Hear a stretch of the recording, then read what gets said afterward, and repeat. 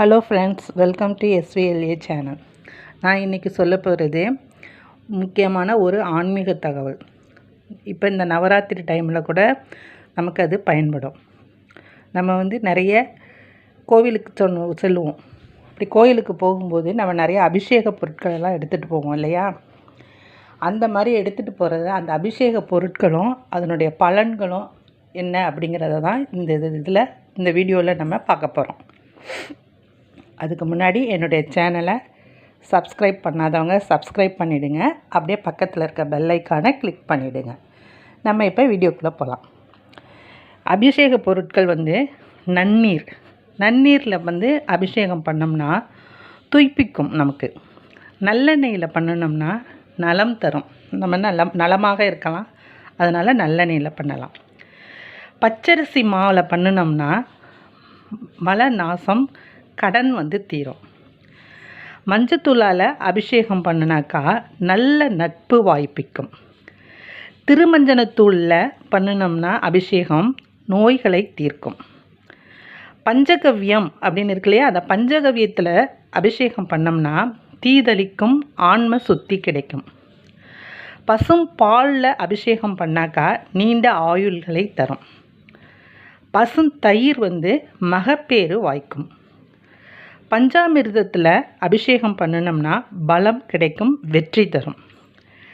தேனில் அபிஷேகம் பண்ணால் சுகமளிக்கும், சங்கீத விருத்தி. நெய்யில் அபிஷேகம் பண்ணும்போது முக்தி அளிக்கும்.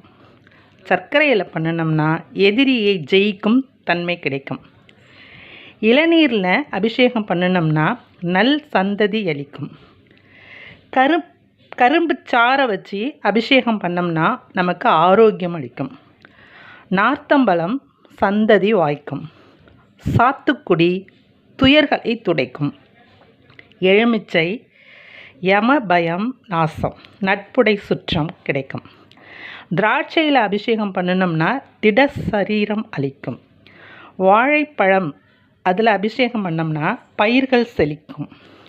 மாம்பழம் செல்வம் கிடைக்கும், வெற்றி தரும். பலாப்பழத்தில் அபிஷேகம் பண்ணோம்னா மங்களம் தரும், யோக சித்தி கிடைக்கும். மாதுளையில் அபிஷேகம் பண்ணால் பகை நீக்கும், கோபம் தவிர்க்கும். தேங்காய் துருவலை கொண்டு அபிஷேகம் பண்ணோம்னா அரசு உரிமை கிடைக்கும். திருநீரில் அபிஷேகம் பண்ணும்போது சகல நன்மைகளையும் தரும்.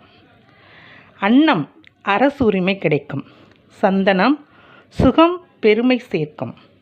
பன்னீரில் அபிஷேகம் பண்ணோம்னா நம்மளுடைய சருமம் காக்கும். கும்ப ஜலத்தில் அபிஷேகம் பண்ணால் பிறவி பயனளிக்கும். சங்க அபிஷேகம் பண்ணோம்னா நலம் எல்லாமே அழிக்கும். இதெல்லாம் நமக்கு முக்கியமான ஒரு தகவல் தான். இதில் எது கிடைக்குதோ அதை வச்சு நம்ம கடவுளுக்கு அபிஷேகம் செய்யலாம். ஓகே ஃப்ரெண்ட்ஸ், என்னுடைய இந்த வீடியோ உங்களுக்கு பிடிச்சிருந்ததுன்னா லைக் பண்ணுங்கள், கமெண்ட் பண்ணுங்கள், ஷேர் பண்ணுங்கள். தேங்க்யூ.